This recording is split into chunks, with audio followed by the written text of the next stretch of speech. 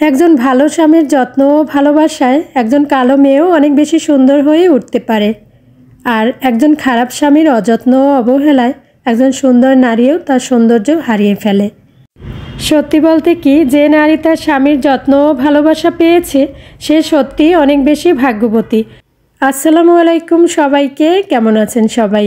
আশা করছি যে যেখান থেকে দেখছেন সবাই ভালো আছেন এবং সুস্থ আছেন।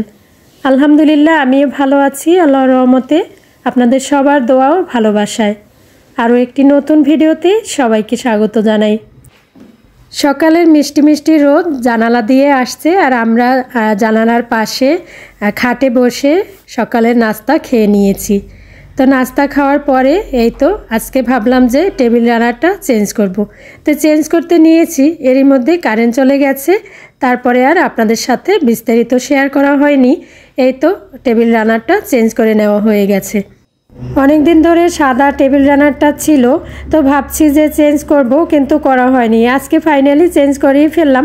আর এই যে উপরে একটা টেবিল ক্লথ দেওয়া হয় সাদা, তো এটার কারণে কিন্তু অনেক দিন পর্যন্ত টেবিল রানারটা ময়লা হয় না। তো উপর থেকে আমি যখন খাওয়া দাওয়া করা হয় মুছে নিয়ে যাই, এরপরে তো ভিতরটা তো পরিষ্কার থাকে। তো এর জন্য অনেক দিন পর্যন্ত টেবিল রানারটা আর পরিষ্কার করতে হয় না। বুদ্ধি থাকলে বেশি পরিশ্রম করতে হয় না, সব কিছুই ভালো থাকে বিনা পরিশ্রমই, তাই না? তো বন্ধুরা, খুব সকাল সকাল আপনাদের ভাইয়া নাস্তা করে বাজারে গেছে। বাজার থেকে আসার পরে আমি রান্নাবান্না করব, কারণ আজকে হচ্ছে বাসায় মাছ বা সবজি কিছুই নেই। তো এগুলো আনতে হবে, তো আনার পরে আমি রান্না করব।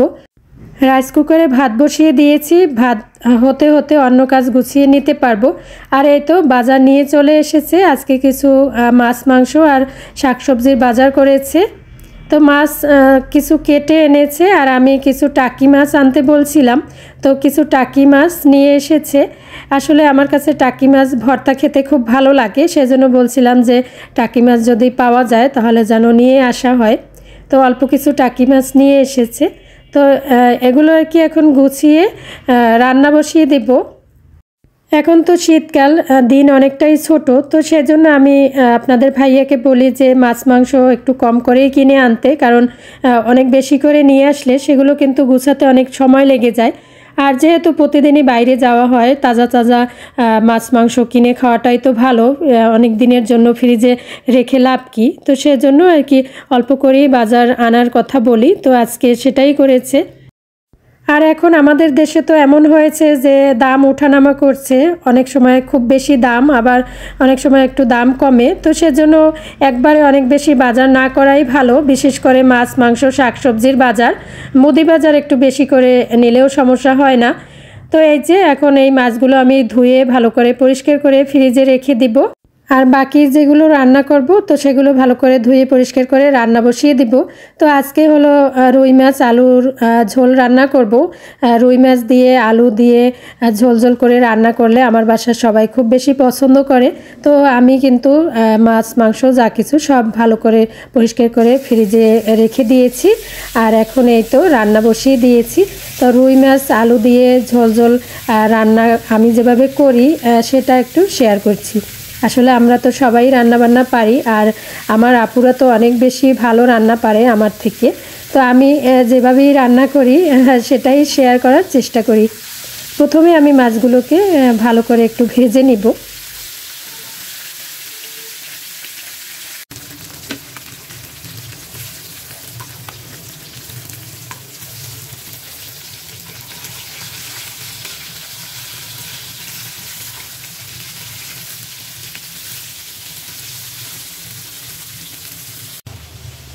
চুলায় মাছ ভাজতে দিয়ে আমি এই পাশে আলু কেটে নিচ্ছি, আর অন্য যে রান্নাবান্না সেগুলো কিন্তু অলরেডি হয়ে গেছে।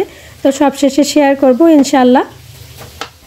আচ্ছা আপুরা, বলেন তো একটি সংসারে উন্নতি হওয়ার পিছনে কার ভূমিকা অনেক বেশি থাকা উচিত? আমার তো মনে হয় একটি সংসারে উন্নতি হওয়ার পেছনে নারী পুরুষ উভয়েরই ভূমিকা অনেক বেশি থাকা উচিত। তবে সবাই তো এক সমান হয় না, সেজন্য নারীদের কিন্তু অনেক ভূমিকা থাকে আর থাকা উচিত সংসারে উন্নতি হওয়ার পিছনে। একটা সংসারে কি লাগবে না লাগবে যাবতীয় বাজার সদাই সব কিছু কিন্তু পুরুষ মানুষেরা করে থাকে।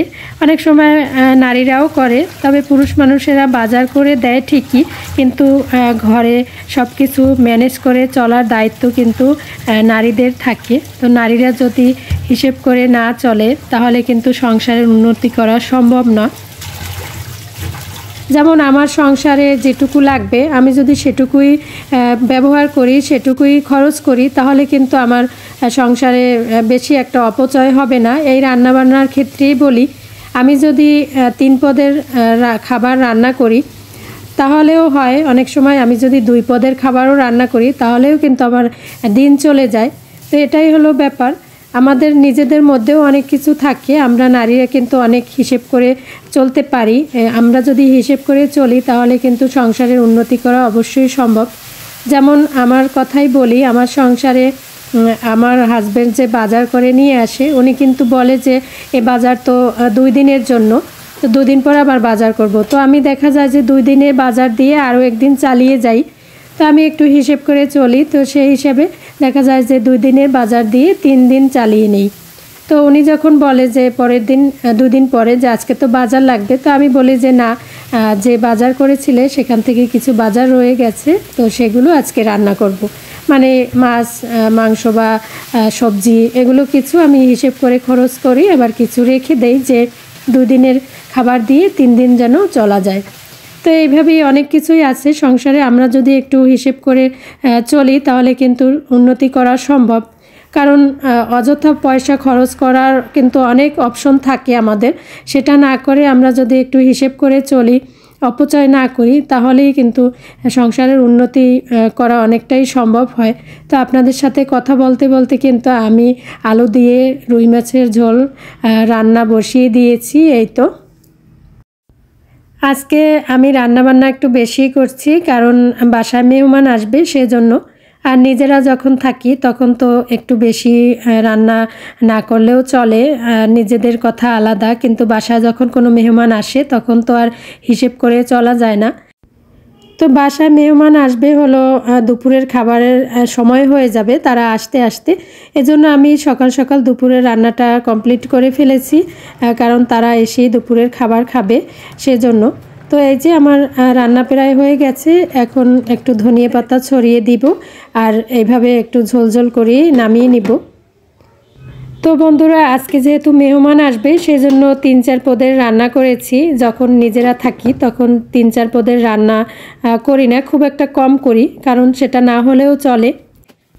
তো মেহমান এসে আর কি 2-1 দিন থাকবে, সেজন্য আজকে ভাবলাম যে সাধারণ রান্নাবান্নাই করি, কারণ অনেক দূর থেকে আসার পরে কিন্তু ভারী খাবার খাওয়া যায় না, এই জন্য হালকা পাতলা শাকসবজি মাছ এগুলোই রান্না করেছি।